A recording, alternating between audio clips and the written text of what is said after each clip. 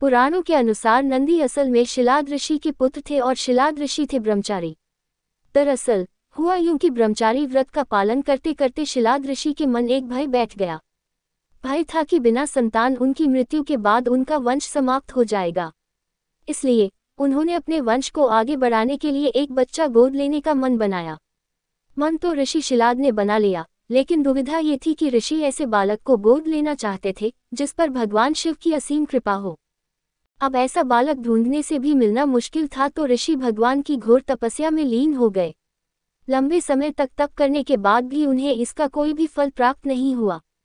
ऐसे में ऋषि शिलाद ने अपनी तपस्या को और भी कठोर कर दिया। काफी समय के कठोर तप के बाद आखिर भगवान शिव प्रसन्न हुए और उन्होंने ऋषि शिलाद को दर्शन दिए। भगवान शिव ने शिलाद ऋषि से कहा, मांगो, क्या वर मांगना चाहते हो? ऋषि शिलाद ने अपनी कामना भगवान शिव से जाहिर की। भगवान शिव ने शिलाद को पुत्र का आशीर्वाद दिया और वहां से चले गए।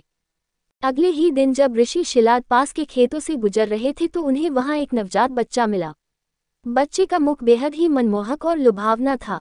ऋषि बच्चे को देख बहुत खुश हुए और यह सोचकर इधर उधर देखने लगे कि इतने प्यारे बच्चे को इस हाल में यहाँ छोड़कर कौन चला गया।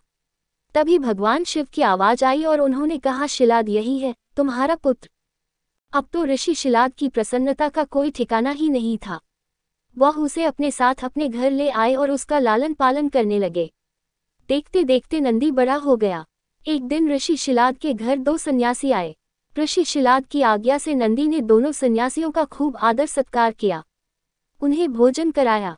ऋषि शिलाद के घर मिले इस सेवा भाव से दोनों सन्यासी अत्यधिक प्रसन्न हुए। उन्होंने ऋषि शिलाद को दीर्घ आयु का आशीर्वाद दिया, लेकिन नंदी जिसने उनकी इतनी मन से सेवा की थी उसके लिए एक शब्द भी नहीं कहा। सन्यासियों द्वारा ऐसा किए जाने पर ऋषि शिलाद को आश्चर्य हुआ। अपनी जिज्ञासा को शांत करने के लिए शिलाद ने सन्यासियों से ऐसा करने के पीछे की वजह पूछी। तब सन्यासियों ने बताया कि आपके इस पुत्र की आयु बहुत कम है, इसलिए हमने इसे कोई आशीर्वाद नहीं दिया। नंदी ने सन्यासियों की यह बात सुन ली। नंदी ने अपने पिता से कहा, आपने मुझे स्वयं भगवान शिव के आशीर्वाद से पाया है, तो मेरे इस जीवन की रक्षा भी भगवान शिव ही करेंगे। आप इस बात की बिल्कुल भी चिंता न करो। इतना कहते हुए नंदी भगवान शिव की आराधना में लग जाता है। अपने पिता की तरह ही नंदी ने भी भगवान शिव को प्रसन्न करने के लिए कठोर तप किया।